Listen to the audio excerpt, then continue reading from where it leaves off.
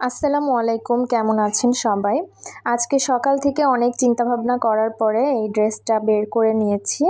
তারপর এই ড্রেসের সাথে কোন হিজাব পরবো সেটাও বুঝতে পারছিলাম না। পরে মনে হলো যে ব্ল্যাকের থেকে নুট কালারের হিজাবটাই বেশি ভালো মানাবে।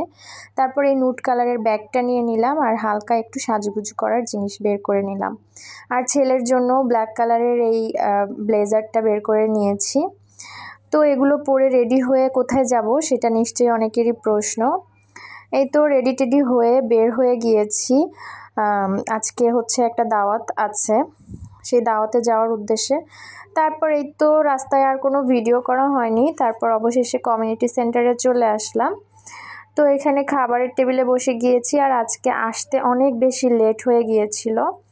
তারপর এসেই খাবারের টাইম হয়ে গেছে, এজন্য খাবারের টেবিলে বসে গিয়েছি।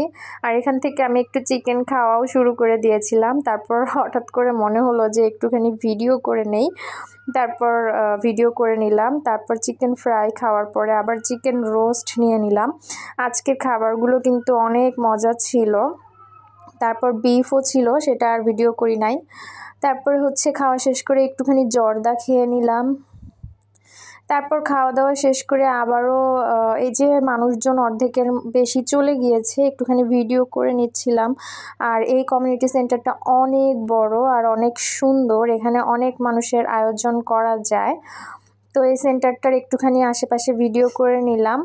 তারপর হচ্ছে খাওয়া দাওয়া শেষ করে একটু সবার সাথে গল্প টল্প করে বাসায় যাব, এজন্য সেন্টার থেকে বের হয়ে গিয়েছি। বের হয়ে মাঝখানে দাঁড়িয়ে আবার একটুখানি ভিডিও করে নিলাম।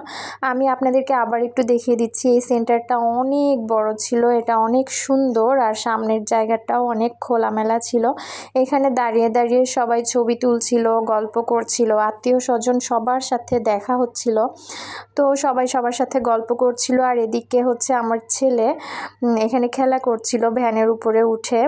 এখানে একটা ভ্যান গাড়ি ছিল, এটার উপরে উঠে ও অনেক মজা করে খেলা করছিল। তো আমার মনে হলো যে এই দৃশ্যটা একটুখানি শ্যুট করে রাখি। তারপর এখানে একটা গাছের পাতা ছিঁড়ে ও ব্লেজারের সাথে লাগিয়ে রেখেছে, এটাও অনেক মজা লাগছিল দেখতে। তারপর হচ্ছে গল্প স্বল্প শেষ করে আমরা আবার বাসার উদ্দেশ্যে বের হয়ে গিয়েছি। আর বাসায় যেতে খুব বেশি সময় লাগবে না, মাত্র 15 থেকে 20 মিনিটের মতো লাগবে। তো আমার আজকের ভিডিওটা কেমন লাগলো সেটা অবশ্যই কমেন্ট করে জানিয়ে দিবেন। আর অবশ্যই আমার ভিডিওতে লাইক দিয়ে যদি পারেন তাহলে একটা শেয়ার করে দিবেন। তারপর হচ্ছে আমি আমার দেবরের একটু ভিডিও করে নিলাম, ও ড্রাইভ করছিল আর আমি ওর সাথে একটু মজা করছিলাম যে আমি ওর ভিডিও করে রাখছি। ও এটা আপলোড করতে পারবে। আসলে তো আমি এটা আমার ভিডিওতে ছাড়বো, আমার পেজে ছাড়বো, এটা তো আর ওকে বলিনি। তো আজকের ভিডিওটা এখানেই শেষ করছি। আল্লাহ হাফেজ।